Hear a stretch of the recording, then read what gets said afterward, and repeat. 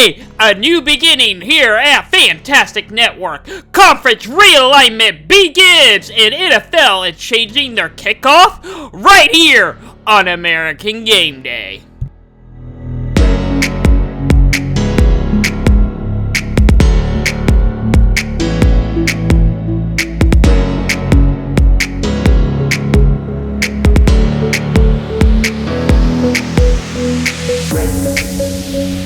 Welcome to a brand new season of American Game Day. Today's Saturday, August 17th. I'm Braden Slater, your host and CEO and founder of Fantastic Sports Network, a brand new network. Yeah, Busy Sports is gone. I renamed it. I'm refocusing how I'm going to do this show and all of our shows here on this network here on YouTube. College football is around the corner. I'll talk more about the new network later on. But Florida State, Georgia Tech at the first game of the season. It's August 24th, 11 o'clock on ESPN. It's going to be quite a game. And I just want to say it feels so great to get back in the recording booth once again. We got some NFL preseason. Yeah, the NFL preseason's already underway. The Panthers just loses terrible loss to the Patriots, who now have a new head coach. Yeah, Bill is gone, and Drake Myers is the new quarterback for the Patriots. And also, the Dolphins get a good win. The Bears, yeah, Caleb Williams get this first win in the preseason, or I guess second win now. First win, yeah.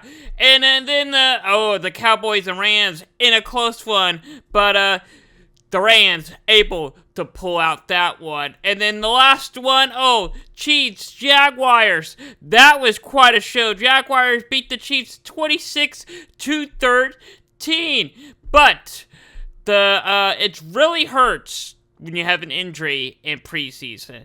Yes, Marquise Brown got a shoulder injury in the first quarter. So we'll let you know later on the week about his injury, but that's going to be a big loss for the Chiefs this season. And next up, we have another bad injury. J.J. McCarthy tore his right knee in the preseason game and will undergo surgery this week. So that is a big loss for the Minnesota Vikings right there, as he is coming from college. So yeah, he'll have to wait just a little bit longer for his NFL debut. And then we got to see an early look at the new NFL kickoff formation. Yeah, and guess what? Yeah, there is a safety. Yeah, safeties can now happen in NFL. If you bring the ball back and bring it back into the end zone, it is now a safety. Do you want to see a full breakdown of it? Check out the Slater Report podcast. I explain more about that and that podcast. And then let's take a quick look at the Summer Olympics for 2024, the final standings. France took 5, Australia took 4, Japan took 3, and it was back and forth between 2 and 1, but China took 2nd and USA is 1.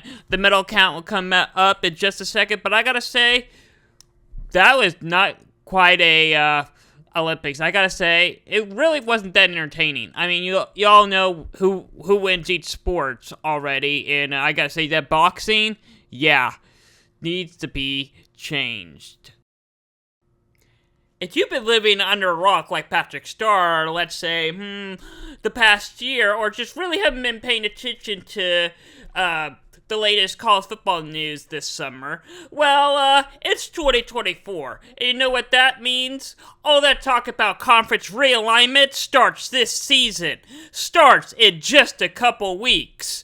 And it all starts with Oklahoma and Texas. Let's take a look at the big SEC breakdown.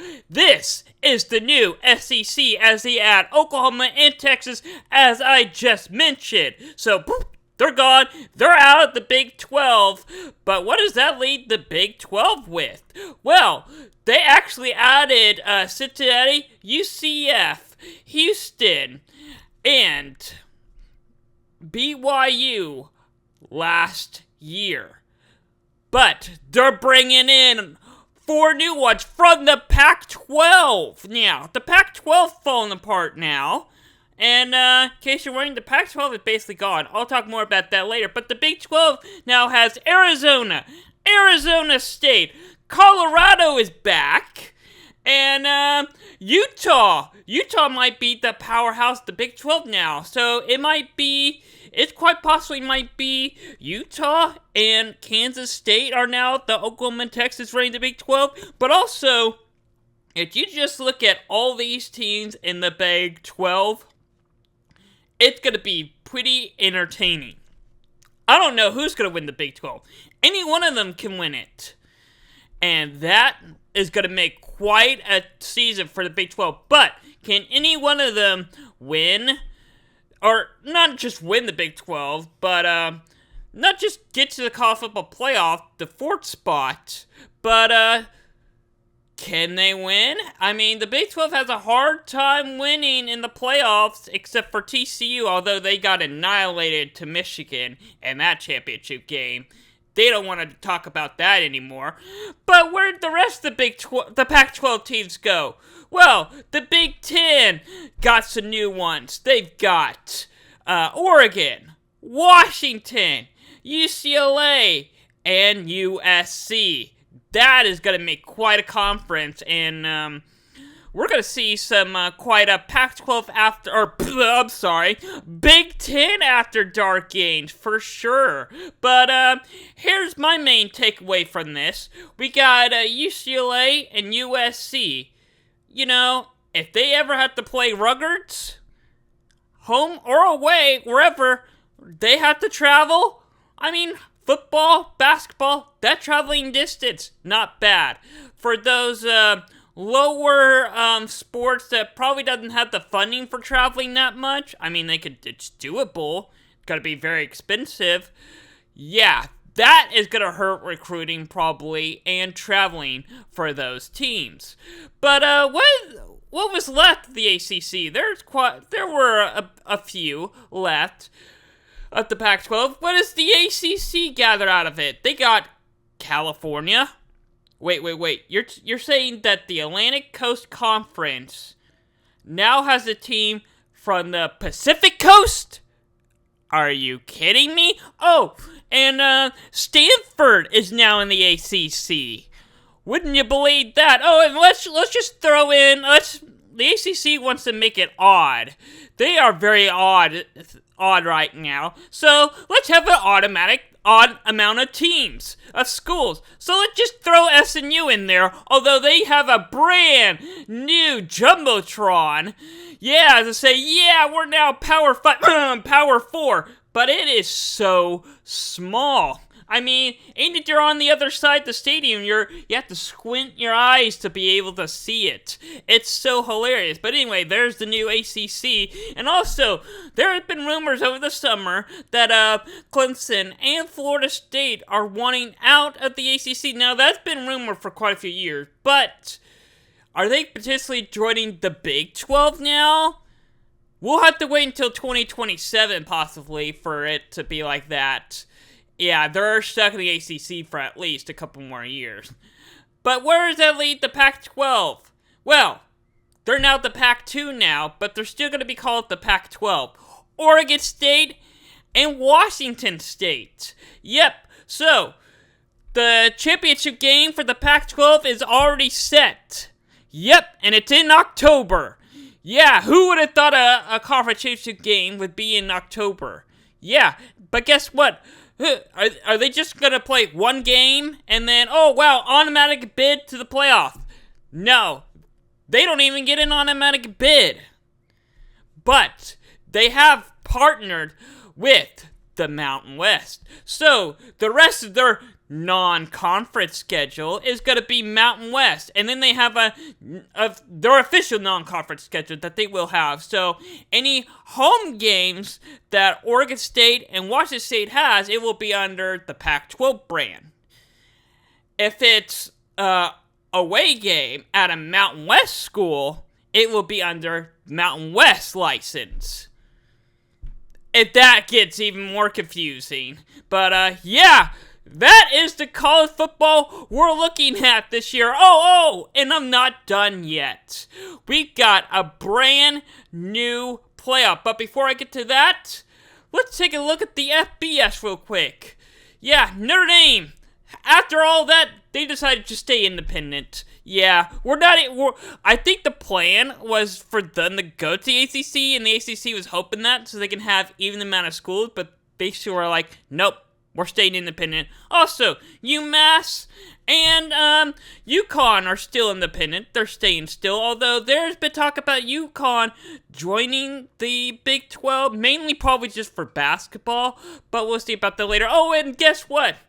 Army is now in the American Conference, but the Army-Navy game, when they play each other late in the season, it will not count as a conference game.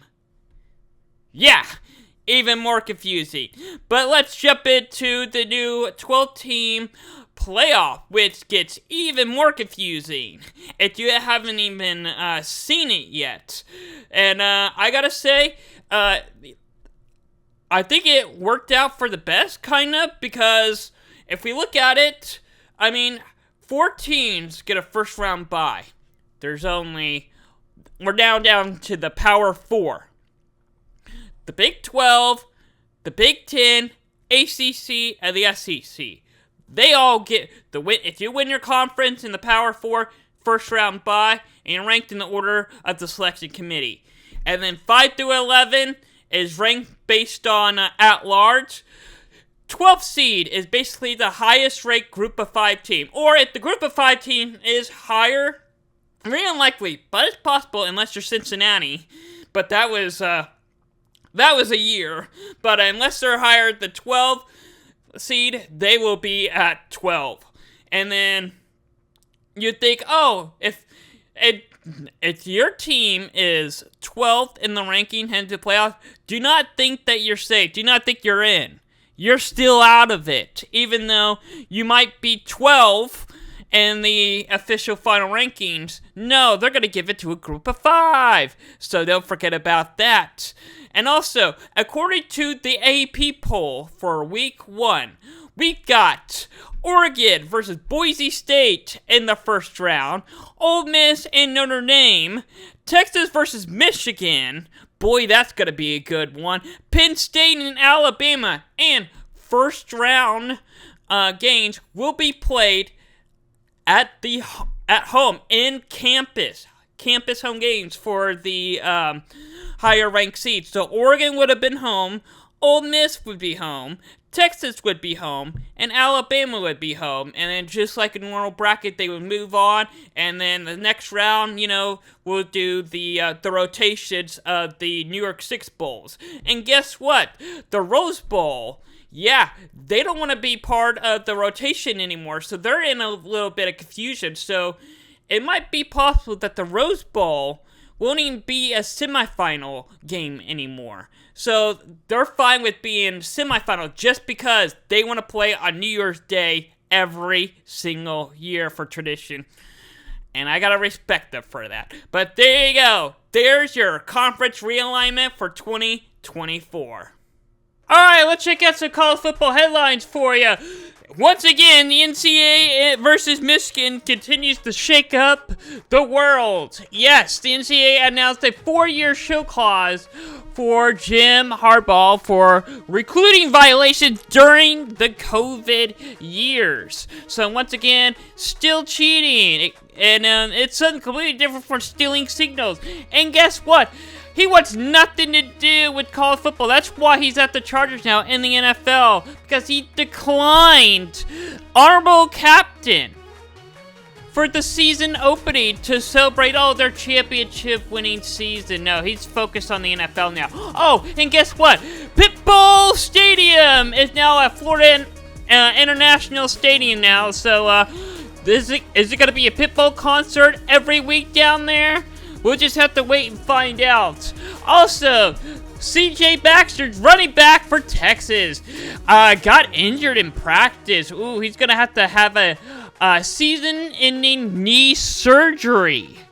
that is pretty bad. And also, Texas also had their backup running back get another season-ending running back. So, yeah, Texas, you might want to change the way you practice your running back, because that is terrible. Also, Jaden Gibson for OU, a big, good wide receiver, is going to be out with the season with an knee injury as well. What is going on with these knee injuries?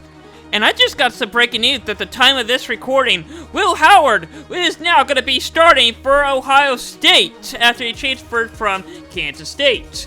Alright, so let's look at some big games this season. Alright, we got a big game coming up this week. Yeah, first game of the season, Florida State, Georgia Tech. Florida State number 10. Obviously, this is an international game. ESPN called Gameday show. The number one, I guess, pregame show for college football is traveling down there. First game, 11 o'clock, ESPN next week. Can you believe college football is back next week? But let's look at some breakdown real quick for you. DJ Ugalier, I know I'm never going to pronounce his name right, but, you know, he transferred from Oregon State. But here's his 2023 stats. 2023. Yeah, that's last year. He's averaging 57 per passing, over 2,000 yards, 21 touchdowns, only 7 interceptions. And if you look at this guy, Hayden Kings, yeah, it's a lot better set. Although his passing is slightly better. He's got slightly more yards, 2,800. Got 27 touchdowns, but he's not very good at protecting the ball. He's got 16 interceptions. Not a very good look for him, but maybe he can, over the offseason and into the season, he can better control the football. But, yeah, we also got some, oh, this is not, this game is, well, actually, well, it will be the next Friday. Ignore the dates on it. I don't have the actual physical dates on it, but these are the Fridays after the Florida State and Georgia Tech. But TCU and Stanford, I think it's looking to be a pretty good game. Stanford is home, their first game in the ACC, and against TCU, that's going to be a good one. And then, yeah, here we go. I fixed the date on this one. And then on August 31st, the official week one of college football, I'll do a quick look at all these games for week one. Kent State, Pitt. Yeah. Georgia State and Georgia Tech. Gonna be some pretty big games, I think. Really, their first game, and really the only big games in the ACC. That's all I gotta say about that. And then let's look at the Big Ten. North Carolina and Minnesota. That's going to be a big one that Minnesota is hosting at home. It's going to be on the next Thursday at 7 o'clock on Fox. Yeah, it will be a Thursday game. I don't actually have I don't have a calendar sitting in front of me, so I don't know the actual date. It might be I think it might be August 27th, I think. I'll have to double check on that. But, yeah, that's going to be a really big game. Pay close attention to ACC versus Big Ten. Also, here's another big key games and the Big Ten. Akron, well, not really key. That's not really big, but the two top teams in the Big Ten, you know, it's the first game. Get an early look at them. They're on prime time. Well, on big time networks. National TV. Akron, I think Ohio State put it 50 on them. Fresno State, I think might give Michigan a run for the money in the first half, but I think Michigan will get their probably win by 30 plus points by the time the game ends. But I think Fresno State will make Michigan fans scared in the first half for sure. And now let's look at the Big 12. Yeah. North Dakota State versus Colorado. This is going to be a big one. Don't sleep on North Dakota State. They could potentially pull off this big upset. Also, Colorado, where have they been? They're the hype team of the season, but yet, what'd they go? Like 4-7 last year? Yeah, not a good look for Coach Prime, but we'll see if he turns around. He's got the players. They got the talent, but can he turn it around? Also, the Big 12's got some really good ones as well. I think that the Big 12 might have the biggest Week 1 games. But West Virginia is hosting Penn State. Gonna be a big one. I don't think West Virginia is pulling it out. But first game at home, Penn State. First game, so you know Week 1, big teams are going to struggle before they get things going on. So West Virginia probably will have a chance, probably won't win, but they will probably have a chance to have a lead early on in this game. And Oklahoma State, they're on upset alert that afternoon against, the South Dakota State, Jackrabbits. It's going to be quite a game. They're at home. I think Oklahoma State will pull out the win, but I think that they will keep it close. It will be a close game for sure. And then the SEC is getting a good one. Clemson versus Georgia, number 1 versus 14. It will be the game of the week for Week 1, the Aflac kickoff game. It's going to be a good one. It's really going to get a really true test to see Georgia going to be number 1 always. For some reason, they always seem to be at the top. The AP poll at the top of the conference, they are looking to win the whole thing this year. I don't see it, but we'll just have to see. Clemson, this is Dabo Swiato's chin. He's not into transport portal, but we'll see how he does in recruiting. So the big game for Dabo Swiato too. And it's another big SEC games. Miami is going to the Swamp. Yeah, the big rivalry game against Florida. I think it's really a true test to see who's really the underdog of both those conferences. And then at Notre Dame and A&M, that's going to be a big one to look after. A&M now got the head coach for Duke last year, now the head coach for A&M. Yeah, Jimbo Fisher is gone. Bye-bye. And Notre Dame, he's slowly climbing back up there. We'll see how that goes, but that's going to be quite a game, and it'd be, and I think it's ESPN's first primetime, ABC's first primetime game with the new SEC. So, let's take a look at the AP new 12-team playoff. So, if we're taking a look at what the AP poll is released their rankings, this is what the new 12-team playoff would look like. The Power 4, the ACC, Big 10, Big 12, and SEC gets a first-round bye, like I explained earlier in that conference realignment video. But Georgia, if you win your conference, you get the bye. So if you win the Power 4, you get the bye week. So assuming ACC think of Georgia will win the SEC, Ohio State will win the Big 10, Florida State will win the ACC, Utah will win the Big 12. And then 5 through 11 be at large. 12, the highest group of 5 team, be Boise State is what they're looking at. And then just miss, it'd be 13 or 14, or I guess Missouri would be 11. They got LSU at 13. So that's basically what the playoff probably could look like. It's going to change a lot, but we'll see. But take a look at this. Boise State and Oregon for sure going to win that. Notre Dame and Ole Miss. That is going to be a good one. I want to see that game. I really hope that comes to be a game. I think Lane Kiffin will definitely bring the heat on Notre Dame, but it will be a good one. Michigan, Texas. A rematch? I'll take it. Maybe Texas will win this time. We'll see. And then Penn State and Alabama. Those are two, they're on the borderline of, they're not at the top of their conference, but they have a chance to win their conference. Don't rule them out. And if they do lose, they're right there, and I love to see, competing for 3rd place. All right, but let's take a look at, there's some NFL preseason games today and tomorrow.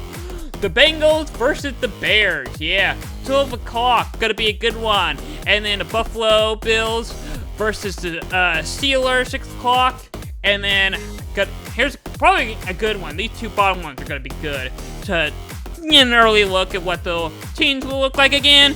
you never know about the preseason. It's all the younger rookies playing, getting their chance and winning some spots, some close spots in the depth chart. But Tampa Bay versus Jaguars gonna be a good one. The Saints and the 49ers. Yep, it's a short episode, not much happening, but see you next week, next Saturday. College football is back. See you next time.